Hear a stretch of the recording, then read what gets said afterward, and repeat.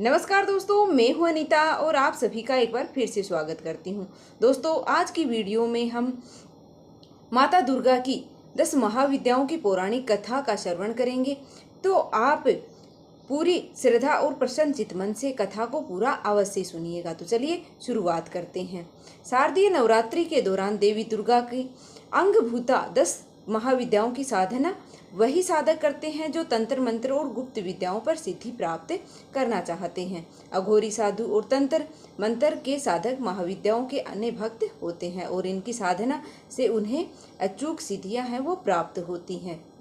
ऐसा माना जाता है कि गुप्त नवरात्रि में इन सभी देवियों की गुप्त रूप से आराधना करने से जातक की सभी मनोकामनाएं हैं वो पूर्ण होती हैं। देवी पूजन का ये पावन पर्व साल में 4 बार मनाया जाता है, जिसमें पहली नवरात्रि चैत्र मास के शुक्ल पक्ष में और दूसरी नवरात्रि आषाढ़ मास के शुक्ल पक्ष में, तीसरी नवरात्रि है आश्विन मास के शुक्ल पक्ष में और अंतिम नवरात्रि है माघ के महीने में पड़ती है। साल 2024 में आषाढ़ मास के शुक्ल पक्ष में आने वाली गुप्त नवरात्रि 6 जुलाई शनिवार से प्रारंभ हो रही है। इस समस्त संसार में चलने वाली परम शक्ति माँ भगवती पृथ्वी के हर कण में विद्यमान है। स्वयं महाकाल शिव अपने अस्तित्व को शक्ति के बिना अधूरा मानते हैं। माँ भगवती से उत्पन्न हुई इस 10 महाविद्याओं की उत्पत्ति से भगवान शिव की भी महत्वपूर्ण भूमिका मानी जाती है, क्योंकि भगवान शिव ने एक बार माता पार्वती को तंत्र मंत्र और अनेक सिद्धियों का ज्ञान दिया था, जिसके फलस्वरूप माता ने समय आने पर स्वयं को 10 महाविद्याओं के रूप में अवतरित किया था। माँ आदि शक्ति के अनेक रूप हैं और माता हर रूप में अलौकिक हैं। 10 महाविद्याएं काली, तारा, छित्रमस्ता, षोडशी, भुवनेश्वरी, भैरवी, धूमावती, बगुलामुखी, मातंगी और कमला ये सभी माता के स्वरूप हैं। श्री मंदिर पर हम उसके लिए यहाँ पर लेकर आए हैं माता से उत्पन्न हुई उस 10 महाविद्याओं की दुर्लभ कथा। तो चलिए इन 10 महाविद्याओं की पौराणिक कथा का हम श्रवण करते हैं। शिव पुराण में 10 महाविद्याओं से संबंधित एक कथा का वर्णन है, जिसके अनुसार असुर का एक पुत्र हुआ था जिसका नाम दुर्मासुर था। वह एक अत्याचारी राक्षस था जिसने ब्रह्मदेव से वरदान के रूप में चारों वेदों को मांग लिया था। चारों वेदों को अपने वश में करने से बाद में उसने देवलोक और पृथ्वीलोक पर आक्रमण कर दिया। वेदों में लुप्त हो जाने से पूरी सृष्टि में सारे मंत्र भी लुप्त हो गए और इसे हवन, पूजा और देव साधना जैसी क्रियाओं का भी लोप हो गया। साधु मुनि और अन्य देवतागणों में हाहाकार मच गया। धरती पर अकाल पड़ने लग गया और कई मनुष्य काल के ग्रास बन गए थे। दुर्गामासुर ने इंद्र पर भी आक्रमण करके स्वर्गलोक पर को भी अपने वश में कर लिया था। इस भयावह परिस्थिति से दुखी होकर सभी देवता ने त्रिदेव की शरण ली, परंतु स्वयं ब्रह्मा, विष्णु, महेश के पास भी इसकी कोई भी समस्या का हल नहीं था। ऐसे में केवल माँ आदि शक्ति ने इस सृष्टि की रक्षा कर सकती थी। सब देवताओं ने त्रिदेव के साथ मिलकर माँ भगवती का स्मरण किया और उनसे प्रार्थना की कि हे माँ भगवती, आप इस दुर्गति से हमारी रक्षा कीजिए और दुर्गमासुर का नाश कीजिए। ये तब माँ भगवती ने 10 दिशाओं में अपने 10 रूपों को उत्पन्न किया, जो 10 महाविद्याएं कहलाई। माँ के इन 10 रूपों को दुर्गमासुर के विकराल सेना के बीच में घमासान युद्ध हुआ। यह युद्ध 9 दिनों तक चला और इन 9 दिनों में पृथ्वी पर प्रचुर वर्षा हुई, जिससे पृथ्वी पर फैला अकाल समाप्त हो गया। 10 महाविद्याओं से दुर्गमासुर की संपूर्ण सेना का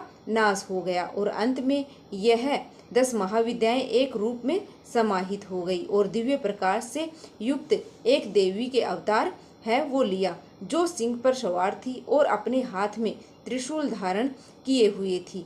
इस दिव्य रूप में प्रकट हुई देवी ने दुर्गमासुर का वध किया, क्योंकि माता के इस अवतार ने संसार को दुर्गति से बचाया था और दुर्गमासुर का नाश किया था। इसलिए इसके इस अवतार को दुर्गा नाम से पुकारा जाने लगा। कौन है 10 महाविद्याएं? कौन है 10 महाविद्याएं?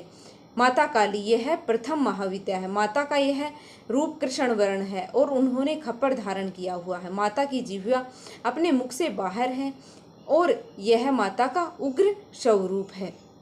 माता तारा, माता तारा का अर्थ है सबको तारने वाली।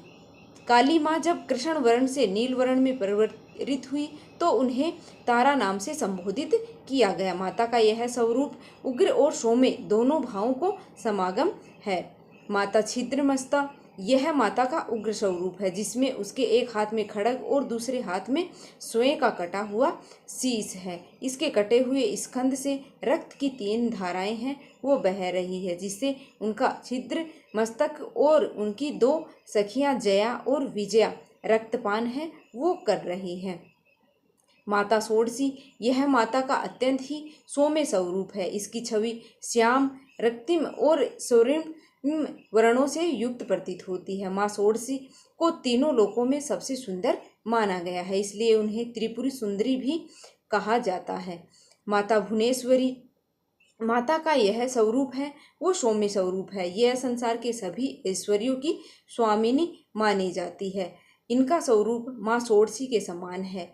4 भुजाओं वाली माँ भुवनेश्वरी एक हाथ में मुद्रा और दूसरे हाथ में वृद्ध मुद्रा में है। शेष 2 हाथों में माता के अंकुश और रज्जु को धारण किया हुआ है। माता भैरवी, माता के इस स्वरूप में उग्र और सौम्य दोनों ही गुण समाहित हैं, इसलिए उनका एक स्वरूप महाकाली की तरह उग्र है और दूसरा स्वरूप माता पार्वती की तरह शांत है। माँ भैरवी महादेव के अवतार भैरव की अर्धांगिनी मानी जाती है। माता धूमावती, माता का यह स्वरूप है धूम वर्ण अर्थात कि धुएं के समान है। माता का यह रूप एक वृद्ध विधवा के समान है और इनका वाहन कोआ है। यह माता का उग्र स्वरूप भी कहलाता है। माता बगुलामुखी, माता के इस स्वरूप को पीताम्बरा भी कहा जाता है। इस संसार में उठने वाली हर तरंग का कारक माता का यही स्वरूप है। माता बगुलामुखी माता का उग्र स्वरूप है। माता मातंगी, शिव का एक नाम मातंगी है और मातंगी शिव की अर्धांगिनी है। हरिवर्णी अर्थात हरे वर्ण में अवतरित हुई माता मातंगी चतुर्भुजा है। माता के इस स्वरूप ने लाल वस्त्र धारण किए हुए हैं। यह देवी का आदि शक्ति व सौम्य स्वरूप है। माता कमला, माता का यह रूप सौम्य है। उन्हें तांत्रिक लक्ष्मी के नाम से जाना जाता है। इसका संबंध तंत्र सिद्धि, समृद्धि और सौभाग्य से है। माँ कमला कमल पर विराजमान है और अनेक आभूषण धारण किए हुए हैं। इनका स्वरूप स्वर्णिम है। मैं आशा करती हूँ कि आपको यह वीडियो है वो आपको पसंद आई होगी। अगर आपको वीडियो थोड़ी सी भी पसंद आई है तो प्लीज़ हमारी वीडियो को लाइक करके, चैनल पर नए हो तो चैनल को सब्सक्राइब कर देना और वीडियो को अपनी फैमिली फ्रेंड के साथ है वो शेयर करना ना भूलें। तो मिलते हैं फिर से एक और वीडियो के साथ, तब तक के लिए धन्यवाद। माता की कृपा आप और आपके परिवार पर सदा सर्वदा बनी।